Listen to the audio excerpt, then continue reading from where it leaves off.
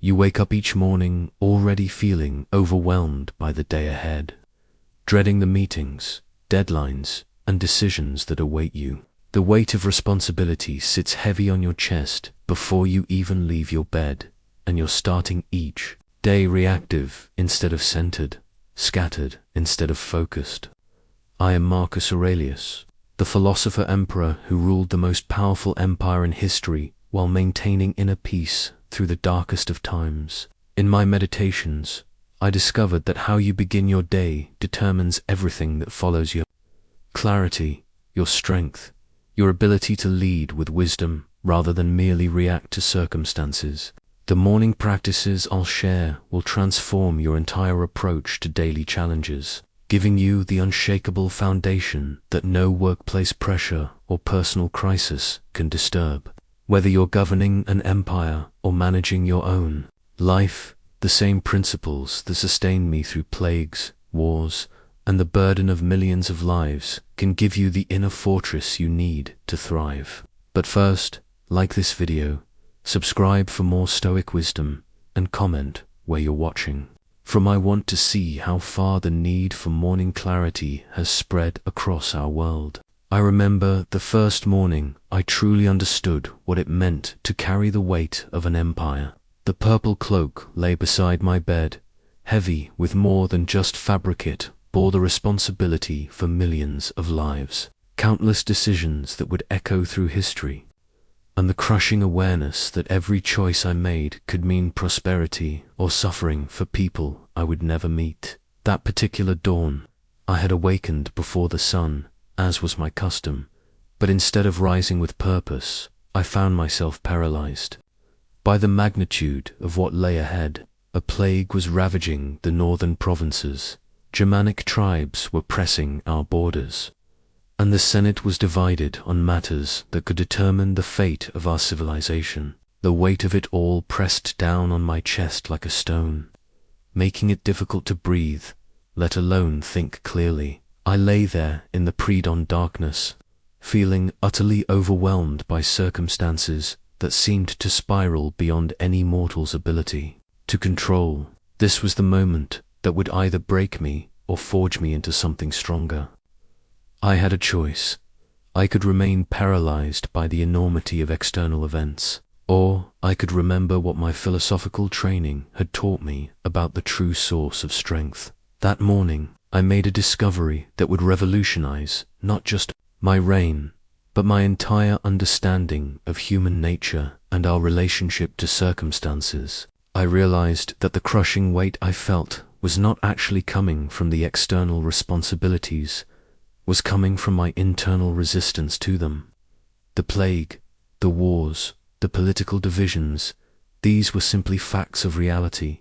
The suffering I experienced came from fighting against what already was, from demanding that reality conform to my preferences rather than accepting it as the raw material for virtuous action. This philosophical breakthrough didn't happen in some abstract moment of contemplation.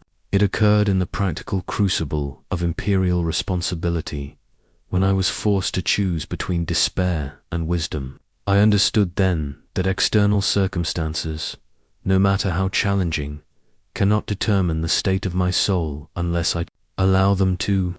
The emperor who awoke that morning was fundamentally different from the man who had gone to sleep the night before. From that day forward, I began each morning not by reviewing the problems that awaited me, but by fortifying the philosophical foundation that would allow me to meet those problems with clarity rather than anxiety.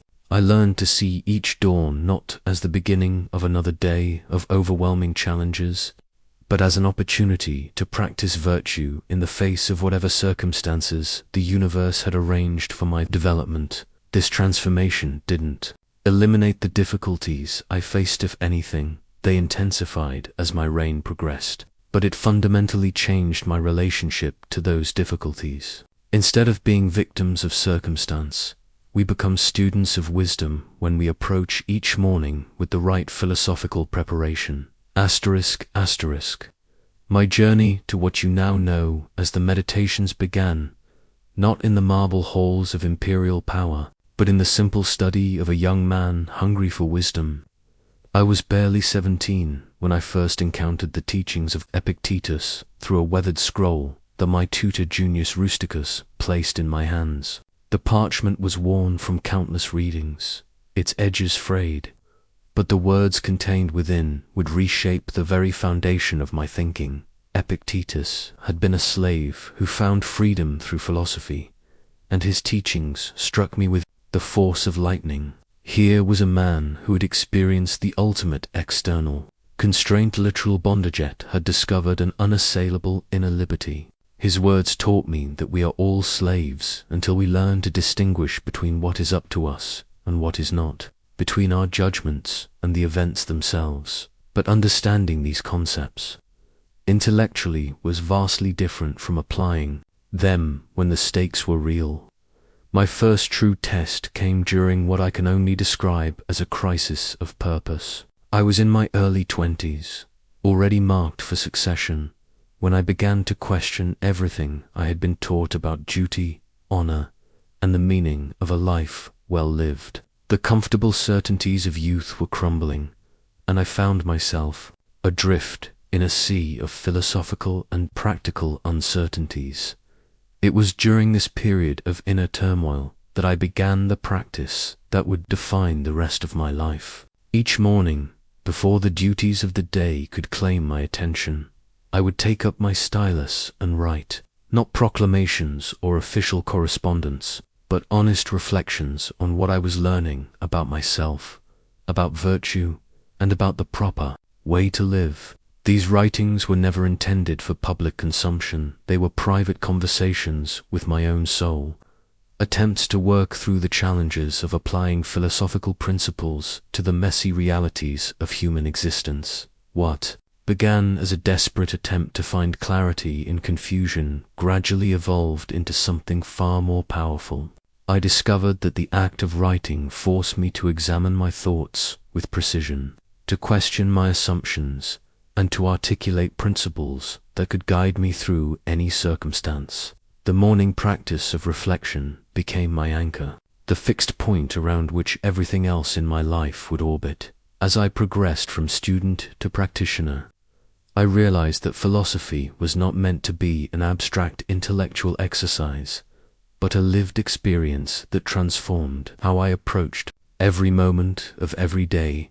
The Stoic teachings weren't merely concepts to be memorized, but tools to be wielded in the practical business of governing an empire, and more importantly, governing myself. Years later, when I would write in the harsh conditions of military campaigns, along the Danube frontier, far from the comforts of Rome, I would draw upon this foundation established in those early morning sessions. The practice that began as a young man's search for meaning had become the emperor's source of strength. What started as private journaling had evolved into a comprehensive philosophy of life that could sustain a leader through the darkest of challenges. The meditations you know today are the fruits of decades of this morning practice, refined through countless trials and tested against the most demanding circumstances any human being could face. They represent not just intellectual understanding, but wisdom earned through experience. Principles forged in the fire of real responsibility.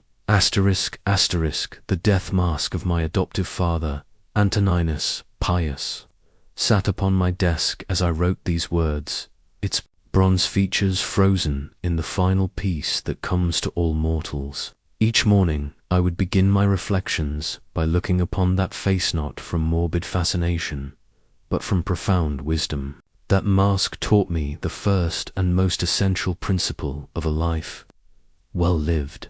Remember that you will die. When Antoninus breathed his last, I was there beside his bed, watching the most powerful man in the world become, in an instant, no different from the humblest slave or peasant.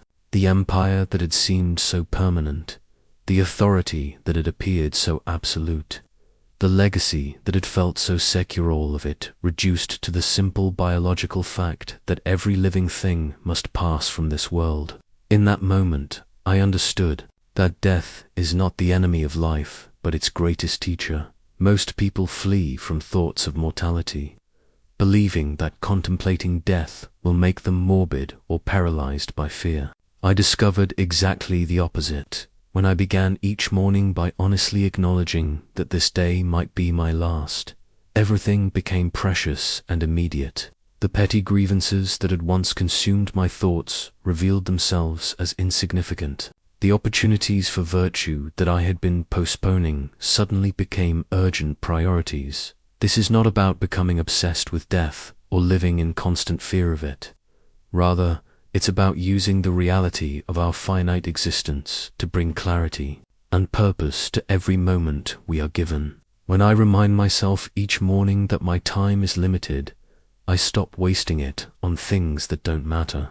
I become more present to the people in front of me, more grateful for the experiences available to me, more committed to using whatever time remains in service of what is truly important. The contemplation of mortality also serves as the ultimate test of our priorities. When I imagine myself on my deathbed, looking back on this day, what would I regret not doing? What would I wish I had said? How would I want to have treated the people who crossed my path? These questions, asked each morning in the shadow of death's inevitability, have guided me toward choices I could face with peace when that final moment arrives. I learned to practice what I call the evening review in light of morning mortality. Each night, I would examine the day as if it had been my last. Did I live with virtue? Did I fulfill my duties with integrity? Did I treat others with the kindness and justice they deserved? Did I waste time on trivial pursuits while neglecting what matters most? This practice, initiated by morning contemplation of death, transformed how I approached every subsequent day. There is a profound liberation that comes from fully accepting our mortality. When we stop pretending that we will live forever, we stop deferring the important work of becoming who we are meant to be. We stop waiting for perfect conditions to practice virtue, to express love, to pursue wisdom, to serve others. We recognize that today might be our only opportunity to do what matters most. The morning practice I recommend is simple but powerful. Spend a few moments acknowledging that this day is not guaranteed, that everyone you will encounter is equally mortal, and that this awareness makes every interaction sacred. Let this truth kindle urgency for virtue and gratitude for the present moment, not anxiety about an uncertain future. Asterisk, asterisk, in the corner of my private chambers sat a golden goblet of exquisite craftsmanship, studded with gems that caught the morning light like captured stars. It had been a gift from a provincial governor seeking favor, and I deliberately kept it there not to use, but to practice one of the most essential disciplines of Stoic philosophy, the discipline of desire. Each morning, as I looked upon that beautiful object I chose not to touch, I reminded myself of a fundamental truth that would either liberate or enslave me. My happiness depends not on getting what I want, but on wanting what I get. This principle sounds simple, even obvious, when stated plainly, but living it requires a complete revolution in how we approach our relationship with the external world. I had to learn this lesson through painful experience, watching my own desires become chains that bound me more securely than any physical prison could.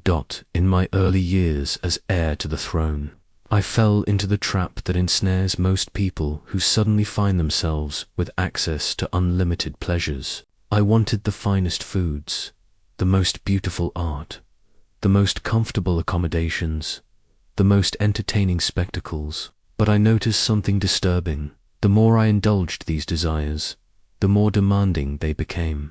What had once delighted me now seemed merely adequate. What had once been luxurious now felt like the bare minimum. I was trapped in an escalating cycle of wanting that no external acquisition could satisfy. The breakthrough came when I realized that desire itself, not the lack of what we desire, is the source of human suffering. When I woke each morning wanting the day to unfold according to my preferences, wanting the weather to be perfect, wanting difficult people to become reasonable, wanting problems to resolve themselves, Easily I was setting myself up for inevitable disappointment. The universe rarely arranges itself according to our personal wishes, but when I learned to reverse this relationship, to prefer what actually happens rather than demanding that what I prefer must happen, everything changed. This doesn't mean becoming passive or ceasing to work toward good outcomes. It means recognizing that my peace of mind cannot depend on outcomes beyond my control. I could work diligently for the good of the empire while remaining detached from whether my efforts would be immediately successful. The morning practice of detachment begins with examining the day ahead and identifying where we have attached our happiness to specific outcomes. Will this meeting go well? Will this person respond favorably? Will this project succeed? These are natural concerns.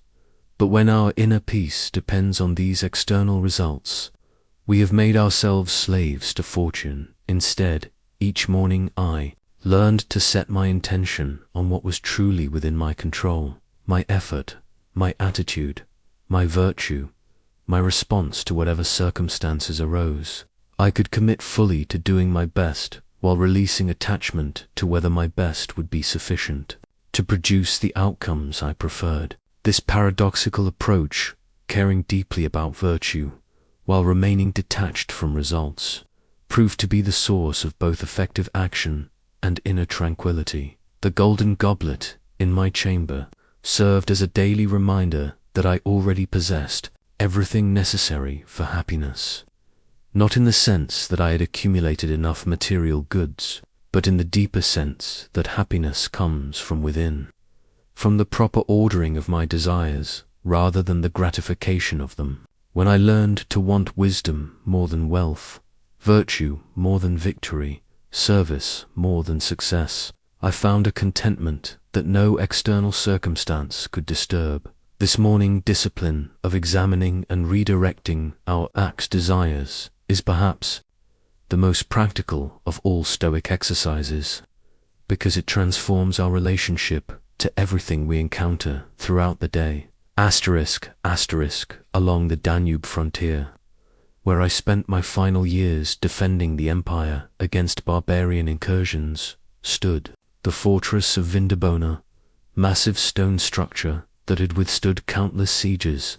Its walls were thick enough to turn aside the heaviest catapult stones, its gates strong enough to resist the most determined assault. But as I walked those battlements in the early morning hours, planning the day's strategy, I came to understand that the most important fortress any person can build exists not in the external world, but within the landscape of the soul. I call this the inner citadel, that unassailable core of being that remains untouched no matter what storms rage in. The world around us, unlike the fortress of Vindobona, which could theoretically be breached by a sufficiently determined enemy, the inner citadel, once properly constructed, becomes absolutely impregnable. No external force can penetrate it because it exists in a realm where external forces have no power. The construction of this inner fortress began for me during my first major military campaign, when I was forced to confront the reality that an emperor, despite all his apparent power, is actually vulnerable to countless forces beyond his control. Enemies could attack our borders, plagues could ravage our cities, natural disasters could destroy our harvests, and political rivals could undermine our authority. The external empire, for all its magnificence, was fundamentally fragile, but I discovered something that changed everything. While I could not control these external circumstances, I retained absolute sovereignty over one realm of response to them. Within the citadel of my own mind, I was not just an emperor, but an absolute monarch. No barbarian army could invade my thoughts unless I opened the gates. No political setback could disturb my inner peace unless I chose to let it in. No external loss could touch the core of who I was, unless I identified myself with what I had lost rather than with the eternal principles that guided my life. Building this inner citadel requires morning practices that strengthen the walls and secure the gates. Each dawn, I would spend time identifying what belonged inside the fortress: my values, my commitment to virtue, my philosophical principles, my capacity for rational thought, and what must be kept outside, no matter how urgent or threatening it might seem. External circumstances, other people's opinions, outcomes beyond my control, the inevitable losses that life brings, these could knock at the gates, but they could not enter unless I granted them permission.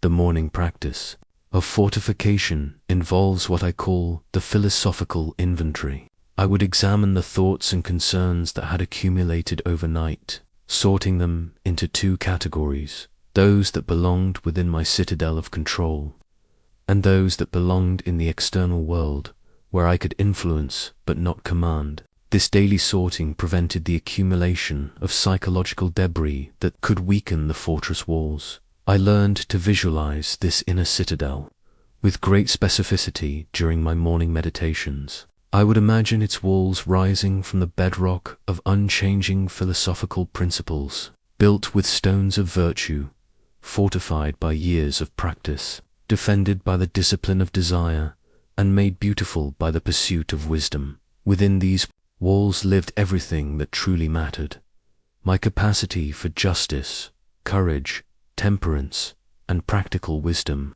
Everything else, even the empire itself, remained outside, important but not essential to my fundamental well-being. The paradox I discovered was that the stronger I made this inner citadel, the more effective I became in dealing with the external world. When I stopped needing things to go a particular way in order to maintain my peace of mind, I could engage with challenges more creatively and respond to setbacks more resiliently.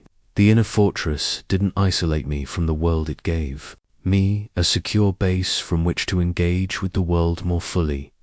This practice becomes most crucial during times of crisis, when external pressures threaten to overwhelm our defenses. The barbarians at our borders taught me that the most dangerous attacks often come when we least expect them, which is why the inner citadel must be maintained and strengthened every single day, not just when we feel threatened. Asterisk from the highest balcony of the palace in Rome, I could see the entire city spread out below me like a living map.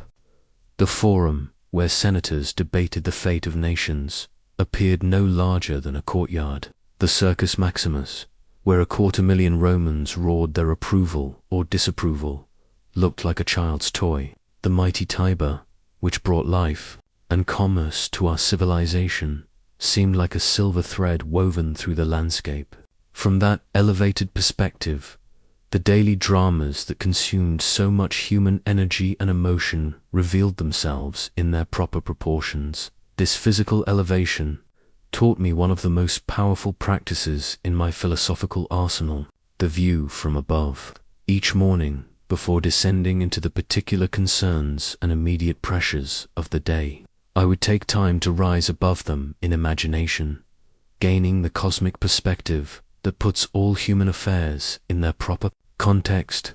The exercise begins with a simple mental movement. Instead of immediately engaging with the problems and tasks that demand attention, I would imagine myself rising higher and higher above my immediate circumstances, first above my room, then above the palace, then above the city, the province, the empire, the earth itself, until I could see our entire world as a small sphere spinning in the vast darkness of space. From this cosmic vantage point, the concerns that had seemed so urgent and overwhelming just moments before began to assume their true significance. The political crisis that had kept me awake the night before, when viewed from the perspective of eternity, became one brief moment in the vast sweep of human history. The personal slight that had wounded my pride, when seen against the backdrop of infinite space, revealed itself as utterly inconsequential. The deadline that had seemed so pressing, when measured against the lifetime of civilizations, appeared as transient as a morning shadow. This practice doesn't diminish the importance of doing our duty or responding appropriately to the challenges. we face. Rather, it frees us from the emotional distortions that prevent us from responding with wisdom rather than mere reaction. When I could see my problems from this elevated perspective, I could address them with the calm rationality they deserved rather than the anxious urgency they seemed to demand. I discovered that most human suffering comes from taking a too narrow view of our circumstances.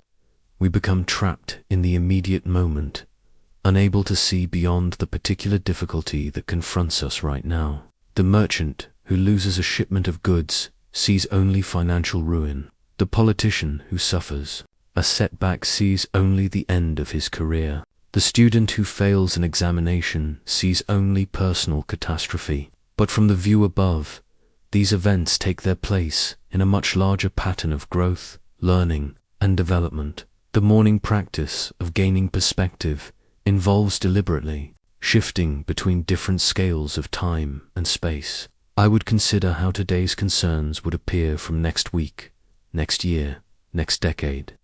I would imagine how a wise observer from another culture or another century might view the situations that seemed so critical to me. I would ask myself whether the problems consuming my attention would matter at all to someone reviewing the broad patterns of human history. This exercise proved especially valuable during times of genuine crisis, when plague ravaged the northern provinces, killing thousands and threatening the stability of the empire.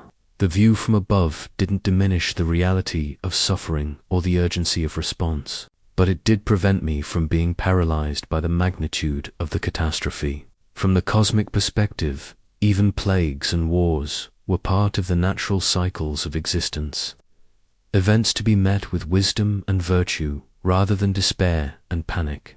The eagle standards that led our legions into battle became symbols for me of this elevated perspective. Eagles soar above the battlefield, seeing patterns and possibilities that are invisible to those fighting on the ground. The morning practice of rising above our immediate circumstances gives us this eagle's view of our own lives. Asterisk, asterisk, the golden scales that sat upon my desk were not merely decorative. They represented the most revolutionary idea that ever transformed my understanding of what makes a life worth living. These scales, a gift from the chief magistrate of Athens, reminded me daily that there is only one thing that can be weighed and never found wanting. Only one treasure that increases rather than diminishes when shared. Only one possession that cannot be stolen by thieves or destroyed by catastrophe: virtue itself. When I first inherited the purple cloak of imperial authority, I believed, like most people, that life was about accumulating and protecting external goods. I wanted military victories to secure my legacy, architectural projects to display my magnificence, territorial expansion to demonstrate my effectiveness, and popular acclaim to validate my worth.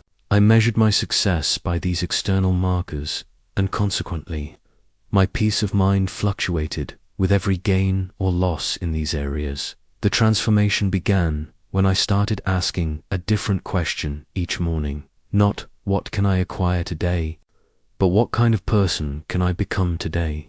This shift in focus revealed something that initially shocked my most of what I had been pursuing so desperately was not only unnecessary for happiness, but was actually preventing me from achieving the deeper satisfaction I truly sought. I began to understand that external goods are like borrowed treasures. They come to us temporarily, enhance our circumstances for a while, but ultimately must be returned to the universe that loaned them to us. Wealth can be lost in a day. Health can vanish with a single illness. Fame can evaporate with one scandal. Power can disappear with a change in political fortune. Even life itself is merely on loan, to be returned at a time not of our choosing, but virtue, the excellence of character that expresses itself in justice, courage, temperance, and wisdom belongs to us in a completely different way. Once we develop the habit of acting virtuously, no external force can take it away from us. A just person remains just, whether rich or poor. healthy or sick, praised or criticized, powerful or powerless. The courage we develop through practice becomes part of who we are, not part of what we own. The morning commitment to virtue over convenience revolutionized how I approached every decision. Instead of asking what will benefit me most, I learned to ask what response would be most virtuous. Instead of seeking the easy path, I sought the right path. Instead of trying to maximize pleasure and minimize pain, I tried to maximize character and minimize compromise. This doesn't mean that external goods are evil or that we should actively reject them. Health is preferable to sickness, prosperity to poverty, friendship to isolation. These are what the Stoics call preferred indifference, things that are naturally preferable but not essential to our fundamental well-being. We can work toward them and enjoy them when they come, but we cannot allow our happiness to depend on them. The practical impact of this principle showed itself most clearly during times of loss. When military campaigns went badly, I could maintain my equanimity because I had not staked my identity on military success. When political rivals attacked my reputation, I could respond with dignity because I had not confused my worth with others' opinions of me. When illness struck, I could face it calmly because I had not made my health the foundation of my happiness. Each morning, I would examine the day ahead and identify opportunities to practice virtue regardless of external circumstances. How could I act justly in my dealings with senators and citizens? How could I demonstrate courage in facing difficult decisions? How could I show temperance in my use of imperial privileges? How could I apply wisdom to the complex problems of governance? These questions transformed every challenge into an opportunity for character development. The scales on my desk reminded me that this is the only measurement that ultimately matters, not what we have accumulated, but who we have become in the process of living. When we make virtue our primary goal, everything else finds its proper place, as either a tool for virtuous action or an occasion for virtuous response. The commander's baton I carried during my military campaigns was more than a symbol of authority. It represented the profound difference between random activity and purposeful action. When I raised that baton, every movement of the legion followed from conscious intention rather than mere impulse. Every march, every formation, every tactical decision emerged from a clear understanding of our ultimate objective. This same principle, I discovered, must govern not just military operations, but every action we take in the course of daily life. Most people confuse being busy with being productive, motion with progress, activity with achievement. They fill their days with countless tasks that seem urgent but serve no larger purpose, like soldiers marching energetically in random directions. I learned through hard experience that without the discipline of purposeful action, even the most energetic efforts can lead nowhere, or worse, can take us farther from our true objectives. The discipline of action begins each morning with a fundamental question: what is the proper work of a human being? For me, as emperor, this included the obvious duties of governance, reviewing reports, meeting with advisors, making decisions that would affect millions of lives. But beneath these specific responsibilities lay a deeper question that applied to every human being, regardless of their station. How can I serve the common good while developing my own character? This double-focused service to others and growth in virtue became the lens through which I evaluated every potential action. Activities that served neither purpose, no matter how pleasant or easy, were ruthlessly eliminated from my schedule. Tasks that served both purposes received priority, even when they were difficult or uncomfortable. This ruthless prioritization, based on philosophical principles rather than personal preferences, transformed not just my productivity, but my entire sense of meaning and satisfaction. I discovered that the morning practice of intention setting was crucial to maintaining this discipline throughout the day. Each dawn, Before the demands and distractions of imperial business could capture my attention, I would spend time clarifying my deepest purposes and identifying the specific actions that would best serve those purposes during the hours ahead. This prevented me from becoming reactive, responding to whatever seemed most urgent rather than what was most important. The transformation from scattered activity to purposeful action revealed itself most clearly during the military campaigns along the Danube. In the chaos of warfare, where countless urgent demands compete for attention, the ability to maintain focus on our strategic objectives often meant the difference between victory and defeat. I learned to distinguish between the urgent and the important, between actions that merely responded to immediate pressures and actions that advanced our long-term goals. This same principle applied to every aspect of imperial governance. When senators brought me problems that seemed to demand immediate attention, I learned to ask whether addressing these issues would actually serve the empire's deeper needs or merely quiet the loudest voices. When citizens petitioned for imperial intervention in their disputes, I considered whether my involvement would strengthen their capacity for self-governance or merely create dependence on central authority. The discipline of action also required learning to say no to good opportunities in order to say yes to better ones. As emperor, I was constantly presented with projects, proposals, and possibilities that were intrinsically valuable but would have scattered my focus and diluted my effectiveness. The commander's baton taught me that true leadership requires the courage to reject good options in favor of great ones, to maintain strategic focus even when tactical opportunities abound. Morning reflection on purposeful action also helped me understand the difference between action and attachment to results.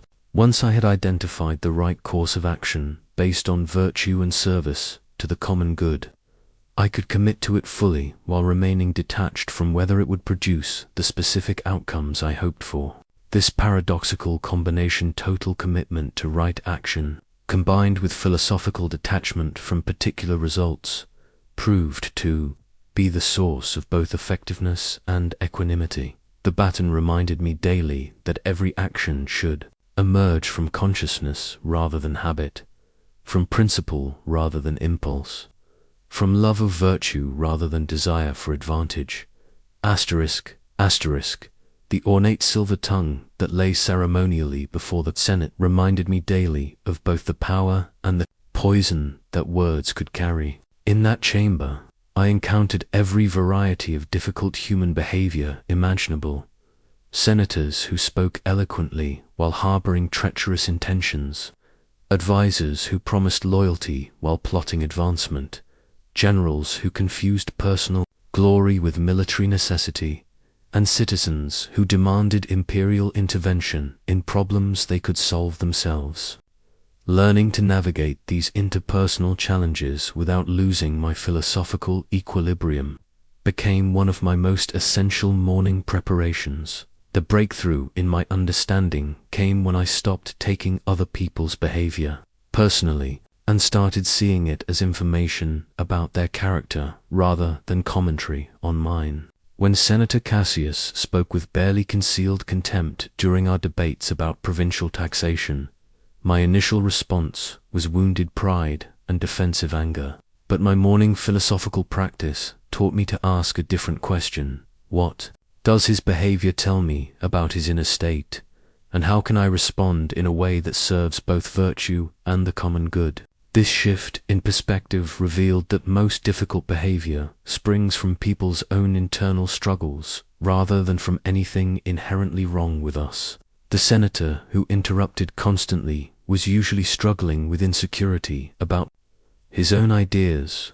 The advisor who whispered criticisms behind my back was typically dealing with his own sense of powerlessness.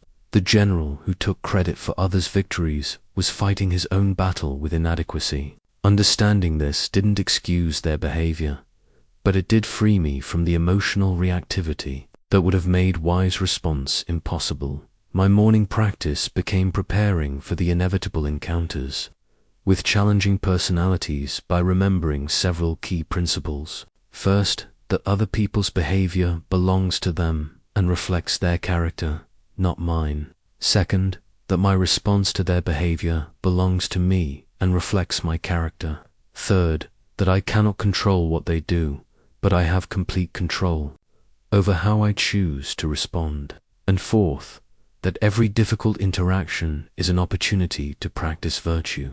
I learned to approach each challenging person as a kind of philosophical gymnasium where I could strengthen my capacity for patience, justice, courage, and wisdom.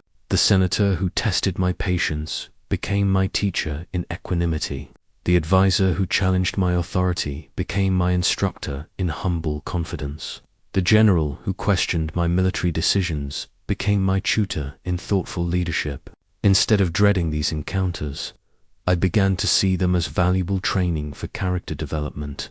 The morning preparation for difficult interactions involved a specific mental exercise. I would anticipate the challenging behaviors I was likely to encounter and plan virtuous responses in advance. If Senator Marcus was likely to attack my fiscal policies, how could I respond with both firmness and respect?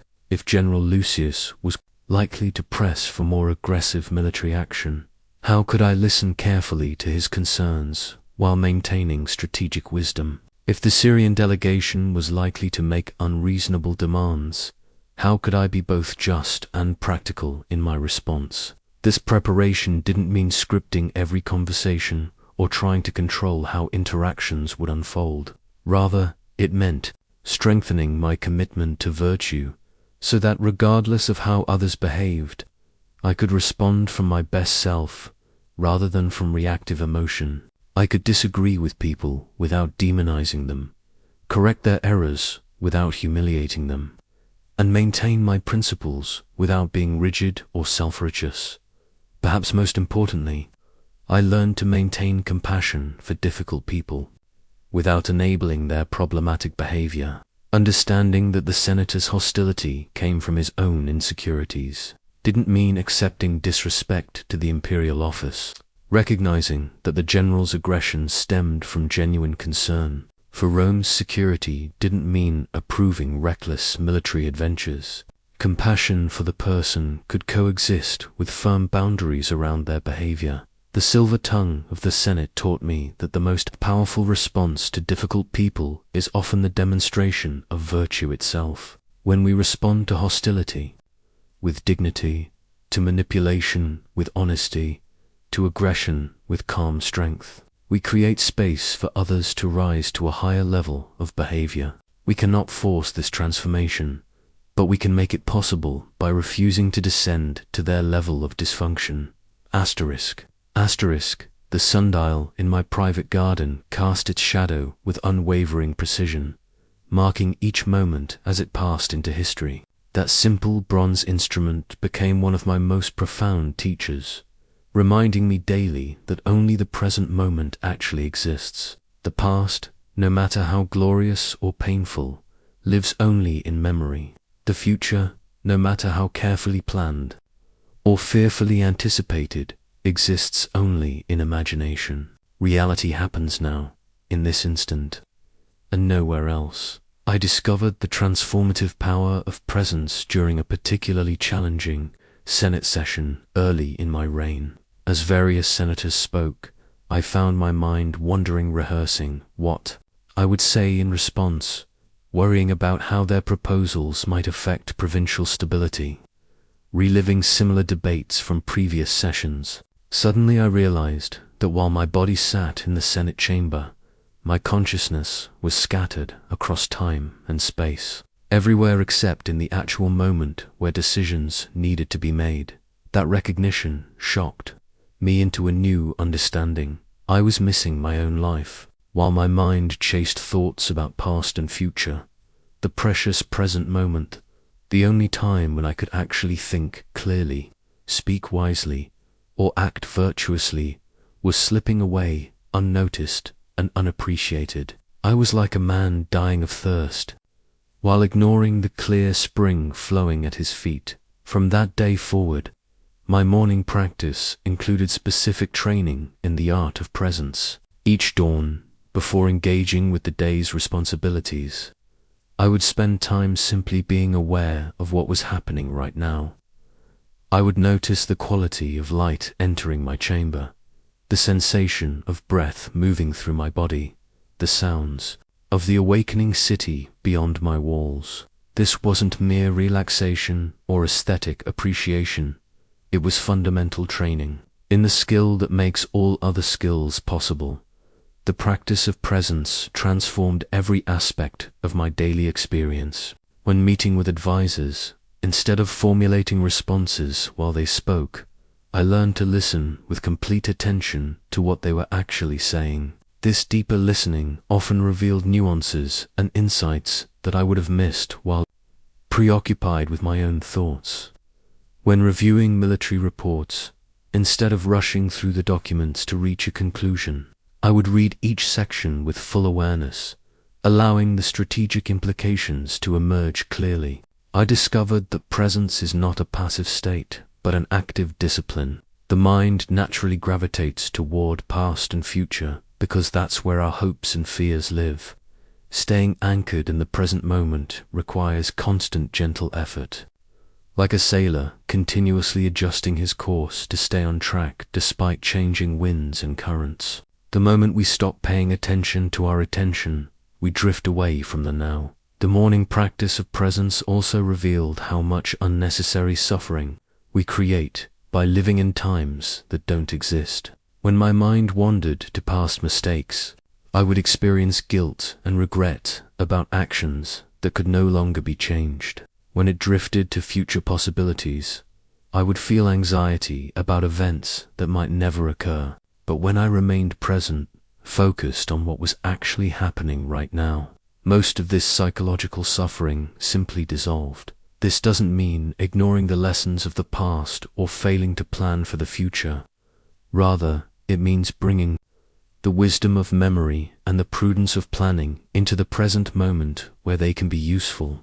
I could learn from yesterday's errors and prepare for tomorrow's challenges, but only from the stable platform of present moment awareness. The sundial taught me that time is not just a resource to be managed, but a sacred dimension to be experienced. Each moment offers unique opportunities for virtue, wisdom, connection, and growth that will never come again in exactly the same form. When we're truly present, we can respond to these opportunities with the full resources of our consciousness. When we're scattered across time, we miss them entirely. I learned to use ordinary activities as opportunities for presence practice. Walking from my chambers to the Senate became a meditation on the simple act of placing one foot in front of the other. Eating my morning meal became an exercise in noticing flavors, textures, and the nourishment flowing into my body. Even mundane, administrative tasks became chances to practice bringing complete attention to whatever was in front of me. The practice of presence also transformed my relationships with other people. When I was truly present with someone, whether a fellow senator, a provincial governor, or a common citizen seeking an audience, they could sense the quality of my attention. This created space for deeper communication and more authentic connection than any amount of diplomatic skill could achieve. The storm-weathered ship's wheel that I kept from my travels to the eastern provinces bore the scars of countless tempests, its wooden spokes worn smooth by the desperate grips of sailors, fighting to maintain course through forces beyond any human power to command. That wheel became my daily reminder of perhaps the most liberating truth in all of philosophy. We are the captains of our responses, not the masters of our circumstances. The lesson came to me with brutal clarity. During the great plague that swept through the empire in the early years of my reign, I had spent sleepless nights poring over reports from provincial governors, consulting with the finest physicians, organizing relief efforts, and desperately searching for some way to stop the catastrophe that was claiming thousands of lives. Daily, the weight of responsibility felt crushing. Surely, there must be something an emperor could do to protect his people from this invisible enemy. But no amount of imperial authority could command a plague to cease. No military strategy could defeat an enemy that struck randomly and invisibly. No diplomatic negotiation could bargain with disease. I was forced to confront the humbling reality that even the most powerful man in the world was ultimately powerless against the fundamental forces of nature. The plague would run its course according to its own logic, not according to my preferences or commands. This recognition could have led to despair and paralysis. Instead, it became the foundation of a new kind of strength. When I stopped wasting energy fighting what I could not control, I discovered enormous reserves of power for addressing what I could control. I could not stop the plague, but I could organize effective relief efforts. I could not prevent people from dying, but I could ensure they were treated with dignity and compassion. I could not command the disease to retreat, but I could model courage and wisdom in the face of uncertainty. The morning practice of sorting controllable from uncontrollable became one of my most essential disciplines. Each dawn, I would examine the concerns weighing on my mind and methodically categorize them. The weather for today's public ceremony, en contradiable. My attitude and preparation for that ceremony, completely controllable. The senator's response to my policy proposals, uncontrollable. The wisdom and clarity with which I presented those proposals, entirely within my domain. This practice revealed something shocking. Most of our mental energy gets consumed worrying about things we cannot control, while the things we can control often receive little conscious attention. We fret about others' opinions while neglecting our own character. We worry about future outcomes while ignoring present opportunities. We obsess over external circumstances while overlooking internal resources. The ship's wheel taught me that acceptance of what we cannot control is not passive resignation, but active wisdom. A skilled captain doesn't waste time cursing the storm. He adjusts his sails, secures his cargo, and navigates by whatever stars remain visible. He works with the forces beyond his control, rather than exhausting himself fighting them. This same principle applies to every challenge we face in human life. I learned to distinguish between two different kinds of acceptance. There is the acceptance that comes from defeat, when we give up trying because we feel powerless and overwhelmed. But there is also the acceptance that comes from wisdom, when we stop fighting what cannot be changed in order to focus our full energy on what can be changed. The first kind of acceptance weakens us. The second kind liberates tremendous power for effective action. The morning reflection on control also transformed my relationship to setbacks and losses. When barbarian tribes broke through our frontier defenses, I could focus on reorganizing our military response rather than raging against the fact that the attack had occurred. When political rivals spread malicious rumors about my policies, I could concentrate on governing wisely rather than trying to control what people said about me. When illness struck members of my family, I could provide the best care available, rather than demanding that fate spare those I loved. This practice didn't eliminate emotional responses to difficult circumstances. Grief, disappointment, and concern remained natural human reactions, but it prevented these emotions from becoming destructive obsessions that paralyzed effective action. I could feel the pain of loss while still functioning as emperor. I could acknowledge disappointment while still moving forward with necessary decisions. The wheel reminded me daily that we are always navigating between forces we can influence and forces we cannot control. Wisdom lies in learning to work skillfully with both, applying our energy where it can make a difference, while flowing gracefully around obstacles that cannot be moved. The round table where I met with my closest advisors was deliberately designed, without a head or foot, with no position elevated above the others. This simple architectural choice reflected a profound philosophical principle that shaped every aspect of how I understood my role as emperor. We are all members of a single community, bound together by our shared capacity for reason, and no individual. Even an emperor stands apart from or above this fundamental human fellowship. This understanding came to me gradually, as I witnessed both the isolation and the responsibility that imperial power could bring. Early in my reign, I found myself surrounded by people who told me what they thought I wanted to hear, who sought my favor rather than speaking truth, who treated me as something more than human rather than as a fellow participant in the great project of civilization. The loneliness of absolute authority was suffocating, and I began to understand why so many emperors had descended into tyranny or madness. The philosophical breakthrough came when I realized that my capacity for rational thought, the ability to consider evidence, weigh options, recognize moral principles, and choose wise action, was exactly the same capacity that existed in every human being I encountered.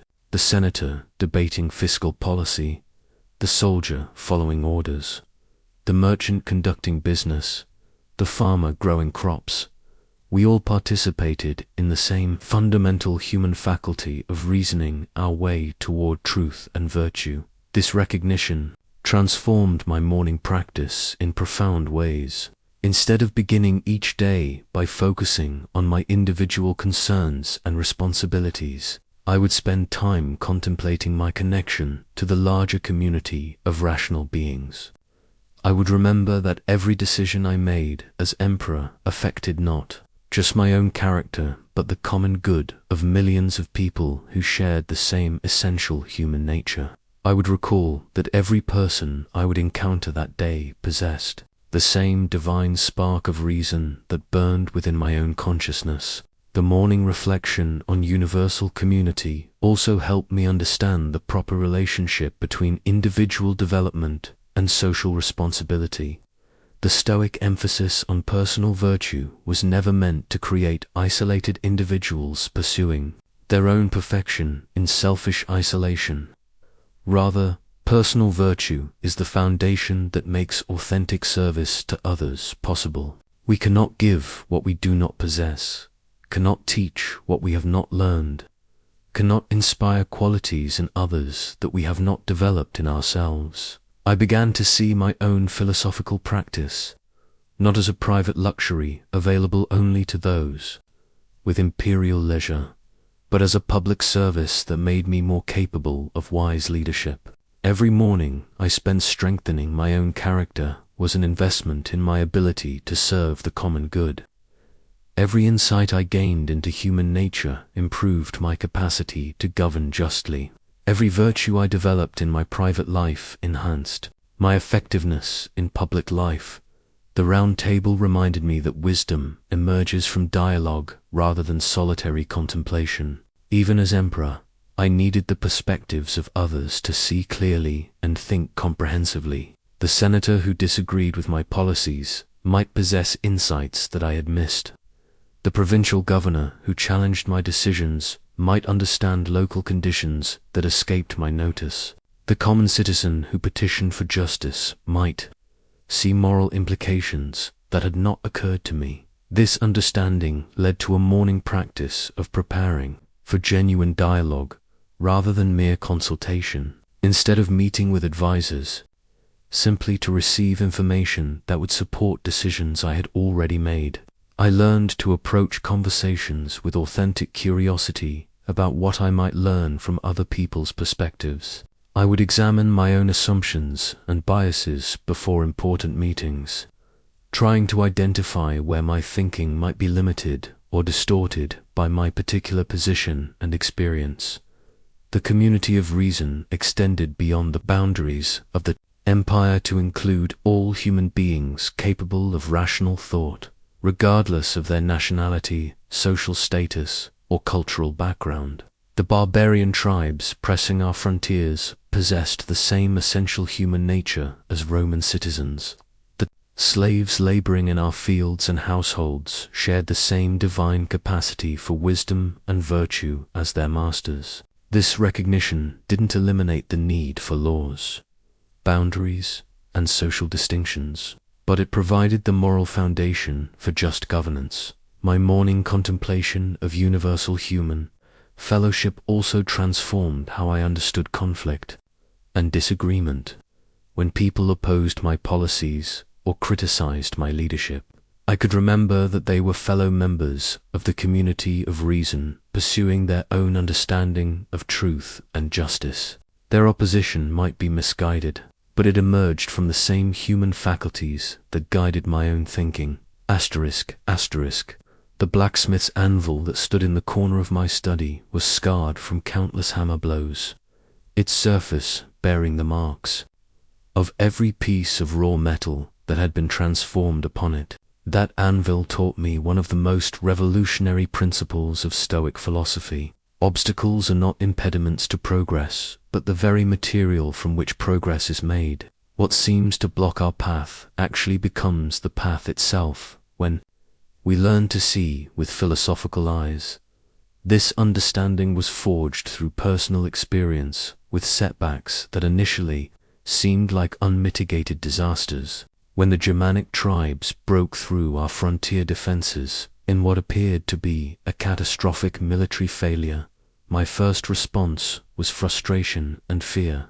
Here was a crisis that demanded my attention, resources, and energy at a time when I had hoped to focus on domestic reforms and philosophical pursuits. The barbarian invasion seemed like an unwelcome interruption to the important work of governing a civilized empire. But as I developed the morning practice of reframing obstacles as opportunities, everything changed. The military crisis became a chance to demonstrate courage under pressure. The need to reorganize our defenses became an opportunity to improve our strategic thinking. The challenge of motivating troops in difficult circumstances became practice in inspirational leadership. What had seemed like a setback transformed into a graduate course in imperial responsibilities. The anvil reminded me that strength comes only through resistance. The blacksmith doesn't curse the hardness of the metal, he shapes that hardness, is what makes the final product valuable. Iron that bent easily would be useless for making tools or weapons. It is precisely because the metal resists shaping that the finished blade can hold its edge and serve its purpose. Human character develops through exactly the same process of resistance and response. My morning practice became examining the day ahead and identifying apparent obstacles that could be transformed into opportunities for growth. The difficult senator who would challenge my proposals became a chance to practice patience and persuasion. The complex administrative problem that had no easy solution became an opportunity to develop creative thinking. The personal criticism that stung my pride became practice in maintaining dignity while remaining open to legitimate feedback. This philosophical alchemy, transforming base circumstances into golden opportunities, required a fundamental shift in perspective. Instead of asking, "How can I avoid this problem?" I learned to ask, "How can I use this problem?" Instead of, "Why is this happening to me?" I began asking, "What is this trying to teach me?" Instead of, "When will this difficulty end?" I started wondering, "How can this difficulty strengthen me?" The transformation wasn't always immediate or easy. Some obstacles required patient work before their hidden opportunities became visible. The plague that ravaged our provinces seemed like pure evil with no redeeming features. But even that catastrophe became a teacher of compassion, a test of leadership under extreme pressure, a lesson in accepting what cannot be controlled while doing everything possible to help within the realm of our influence. Discovered that this practice of transforming obstacles was most powerful when applied to internal rather than external challenges. The anger that arose when plans went wrong became material for practicing emotional regulation. The pride that bristled at criticism became an opportunity to cultivate humility. The fear that accompanied difficult decisions became practice in courage. Every character flaw, every emotional weakness, every mental limitation became raw material for philosophical development. The morning exercise of reframing involved deliberately looking for the hidden gifts within. Apparent curses I would identify, the specific ways that each challenge could contribute to my development as a person and as a leader. This wasn't about pretending that difficulties were pleasant or that suffering was desirable. It was about recognizing that since challenges were inevitable, I could choose to be strengthened rather than weakened by them. The anvil taught me that we can become either bitter or better through adversity. The choice is always ours. The same heat that hardens one metal can soften another, depending on its composition. The same pressure that crushes one material can transform another into something more valuable than it was before. The difference lies not in the external circumstances, but in our internal response to them. This practice became especially crucial during the long military campaigns along the Danube, where physical discomfort, strategic setbacks, and personal losses tested every philosophical principle I had learned. Each hardship became a question. Would this experience make me wiser or more foolish, stronger or weaker, more virtuous or more selfish? The answer depended entirely on how I chose to meet what life had arranged for my education. The philosopher's mirror that sat beside my bed was polished to perfect clarity, its bronze surface reflecting not just physical features but serving as a metaphor for the kind of honest self-examination that must conclude each day of philosophical living. Just as morning practices prepare the soul for virtuous action, evening practices harvest the wisdom that experience offers to those willing to look at themselves with unflinching honesty. My evening review began as a simple practice of recounting the day's events, but it evolved into something far more sophisticated, a systematic examination of thoughts, decisions, and actions measured against the philosophical principles I was trying to embody. This wasn't an exercise in self-criticism or guilt, but rather a compassionate investigation into what I learned about myself and about the art of living well. The practice followed a specific structure that I developed over years of experimentation. First, I would recall the major events of the day in chronological order, not to relive them, but to create a clear sequence of what had actually occurred, rather than what I remembered or wished had occurred.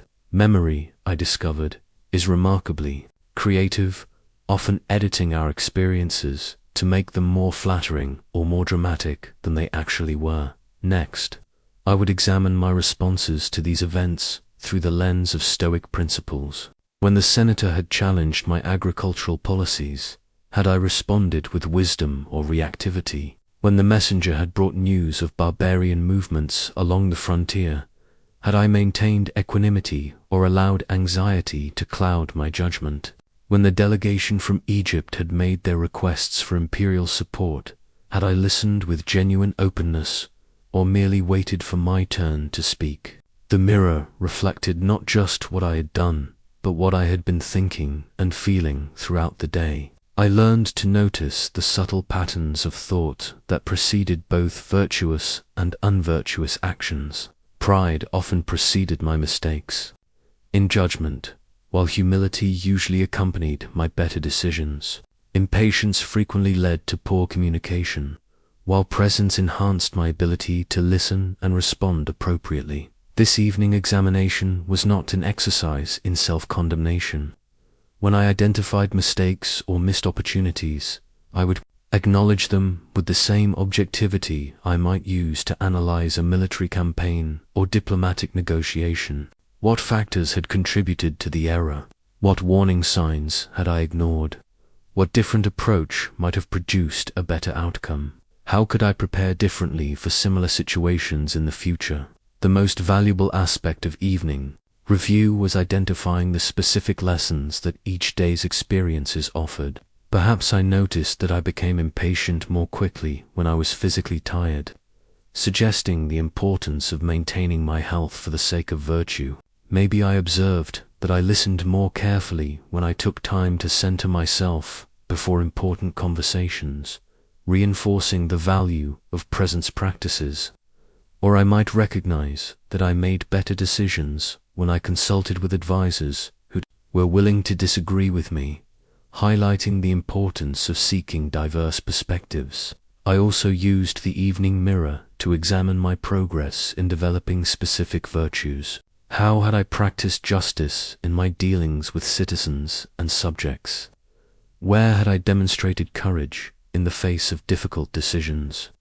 When had I shown temperance in my use of imperial privileges? How had I applied wisdom to the complex challenges of governance? This systematic review helped me see patterns of growth and areas that needed continued attention. The evening practice also included gratitude for the day's teachers, including those who had taught me through opposition or criticism. The senator, who had questioned my policies, had given me practice in defending my reasoning without becoming defensive. The messenger, who had brought unwelcome news, had offered me an opportunity to practice receiving difficult information with equanimity.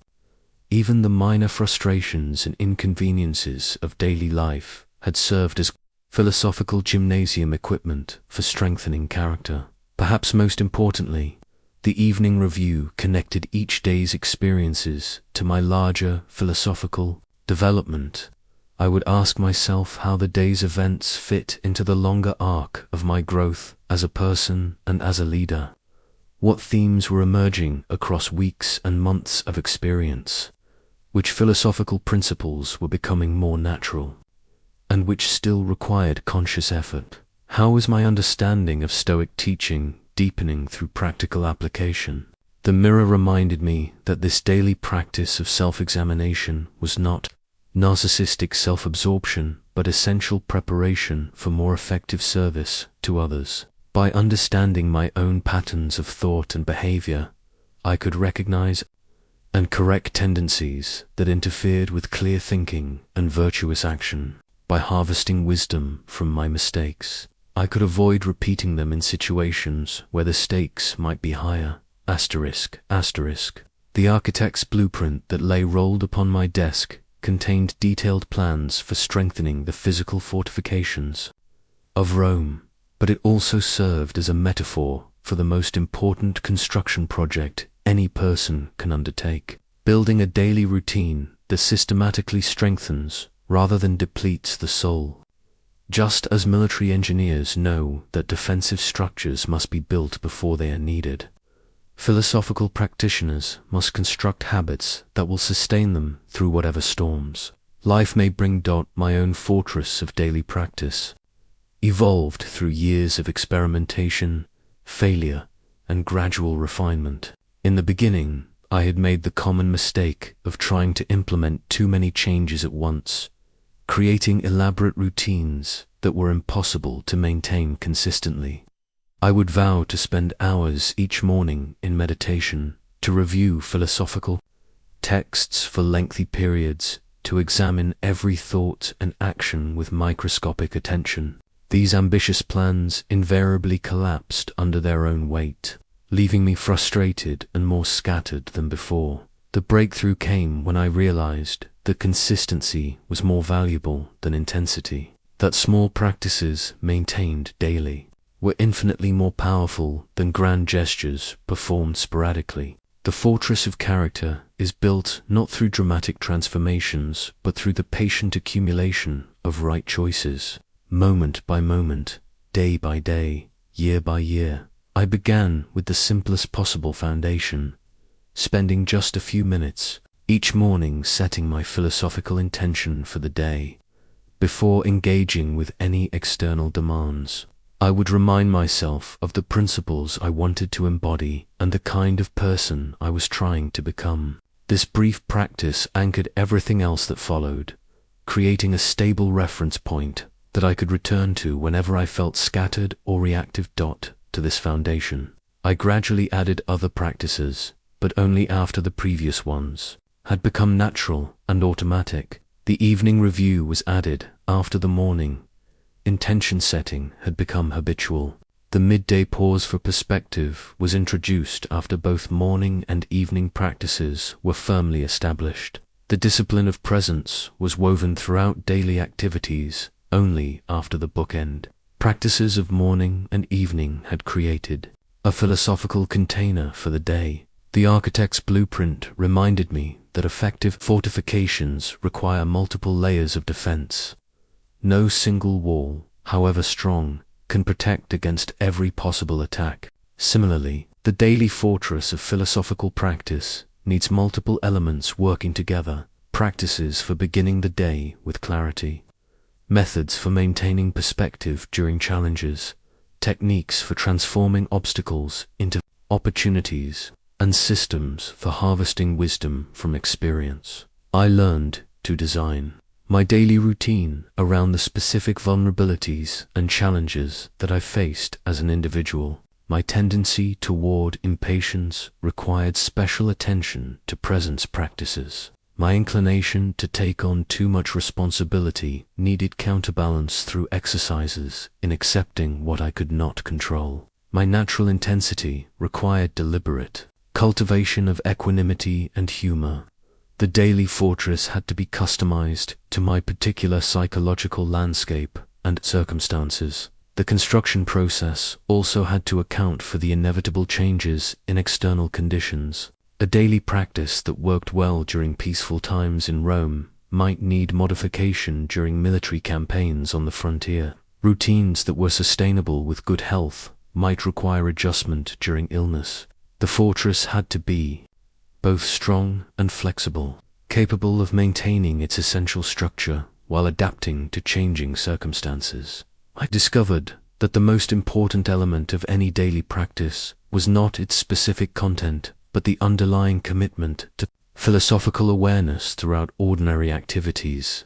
Whether I was reviewing military dispatches, meeting with provincial governors, or walking in my garden, I could practice presence, virtue, and wisdom. The formal periods of reflection and study were important, but they were meaningful only insofar as they supported philosophical living during the rest of the day. The blueprint also taught me the importance of building sustainable practices rather than ideal ones. It was better to maintain a simple routine consistently than to attempt a perfect routine sporadically. A few minutes of genuine philosophical reflection each morning was more valuable than an hour of distracted meditation once a week. A brief evening review was more beneficial than an elaborate self-examination that happened only when convenient. The daily fortress ultimately served a purpose beyond personal benefit, just as military fortifications protected not just individual soldiers, but entire communities.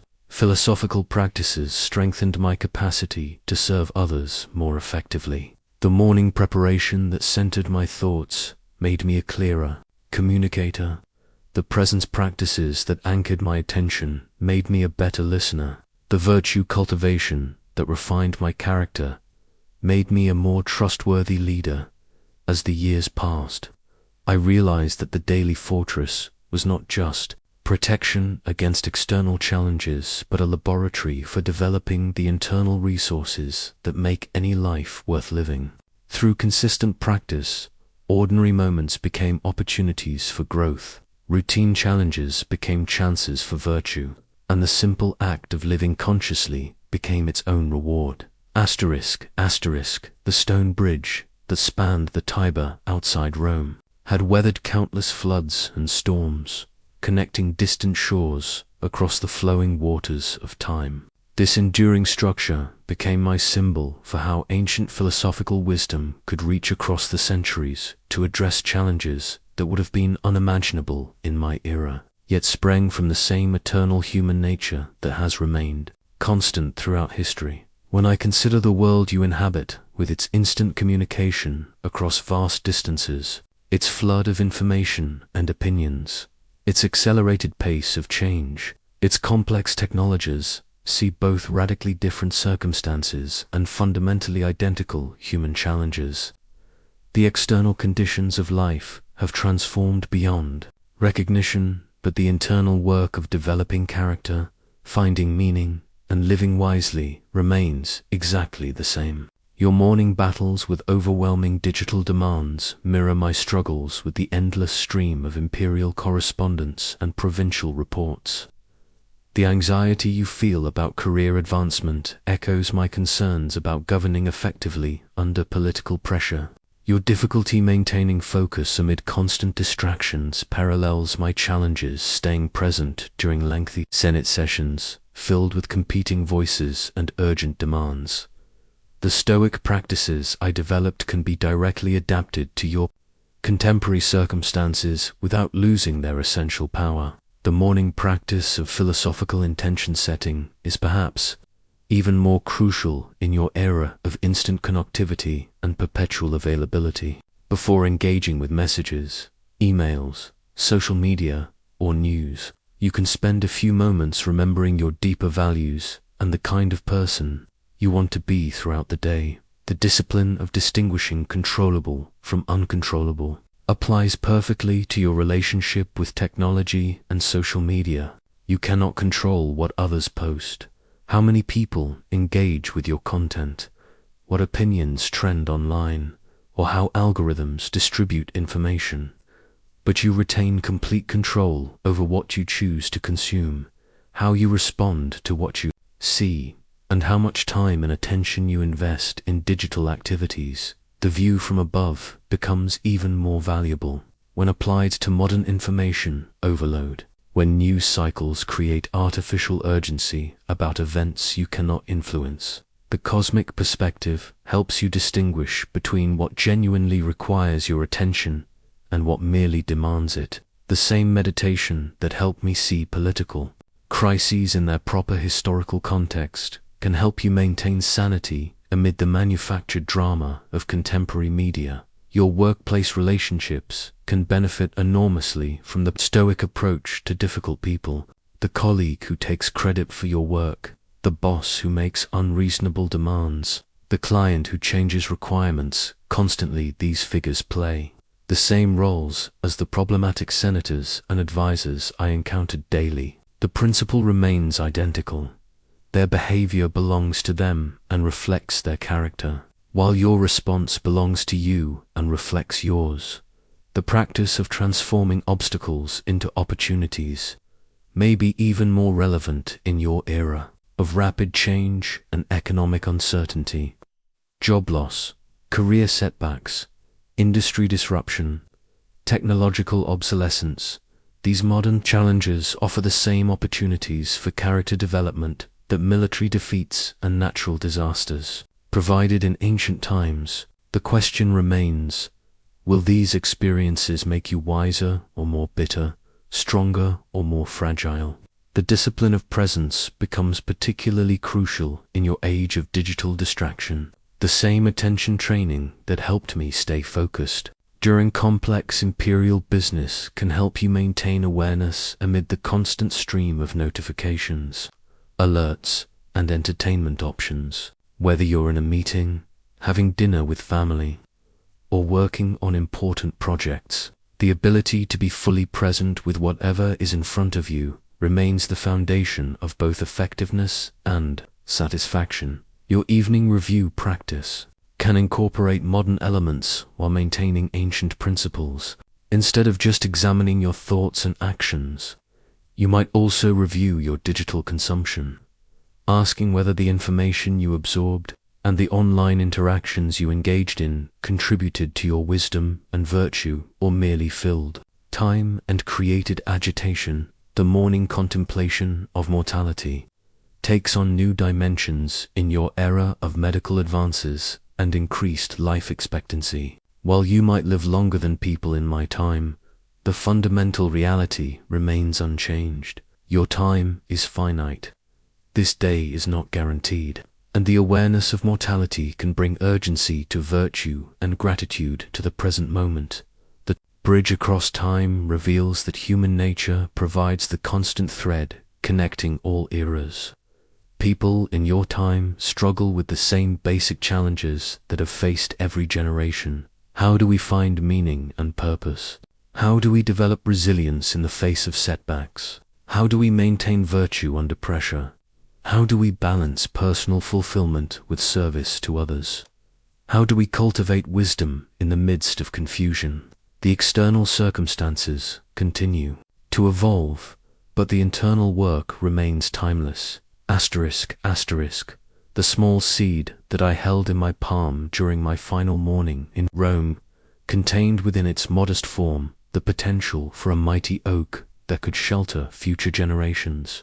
As I prepared to depart for what would be my last military campaign along the Danube, that seed became my final meditation on the most important question any human being can ask. What will remain when I am gone? The answer, I realized, lies not in the monuments we build or the conquests we achieve, but in the seeds of wisdom we plant through the daily practice of virtue. Every morning you choose to begin with philosophical reflection rather than immediate reactivity plants a seed. Every moment you choose virtue over convenience waters that seed. Every day you practice presence instead of distraction helps it grow.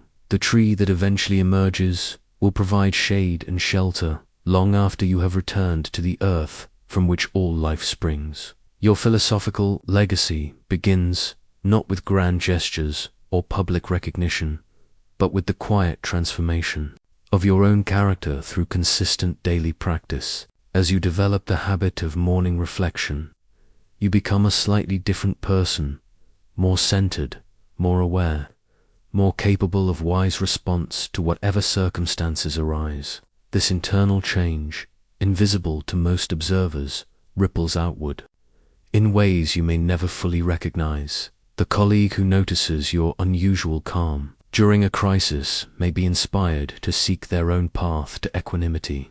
The family member who experiences your increased presence and patience may discover new possibilities for their own relationships.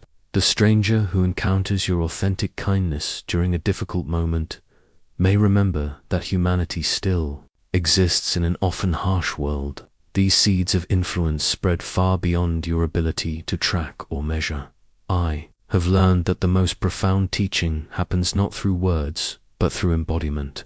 When you live according to philosophical principles, you demonstrate their practical value more effectively than any lecture or book could accomplish. Your morning practice of setting virtuous intentions creates a foundation for interactions that reveal the beauty and power of wisdom in action. The practices I have shared with you are not merely techniques for personal improvement, but contributions to the eternal conversation about what it means to live well.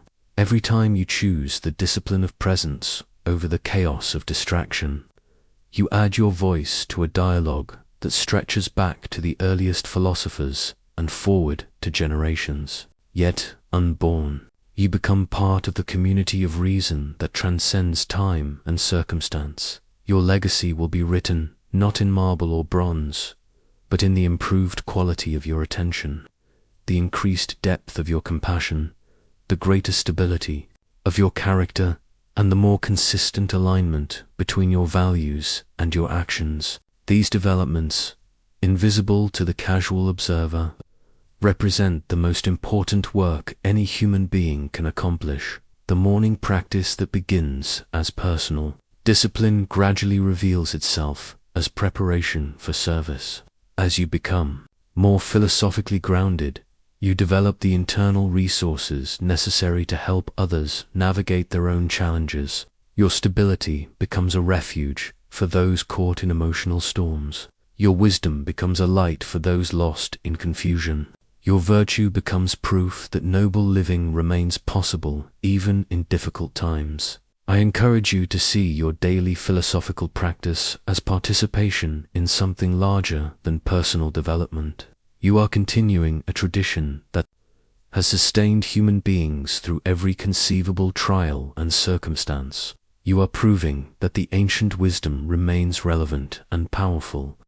You are preparing yourself to pass these principles on to others who will need them in their own time of challenge. The seed of wisdom that you plant through morning practice will grow into something that outlasts your physical existence. The character you develop through consistent virtue will influence people you never meet. The presence you cultivate through daily attention will create moments of genuine connection that ripple through countless lives. The equanimity you build through accepting what you cannot control will model possibility for others. struggling with their own circumstances, begin today, begin tomorrow, begin again whenever you lose your way. The philosophical life is not about perfection, but about direction. Each morning offers a new opportunity to plant seeds of wisdom, to water them with virtue, and to trust that they will grow into something beautiful and beneficial for all who encounter their shade. Take up this ancient practice and make it yours. Let these morning meditations become the foundation from which your best self emerges to meet whatever this day may bring. The empire you build within your own soul will prove more enduring than any external achievement, and its influence will extend far beyond anything you can imagine. The seed is in your hand. Plant it well.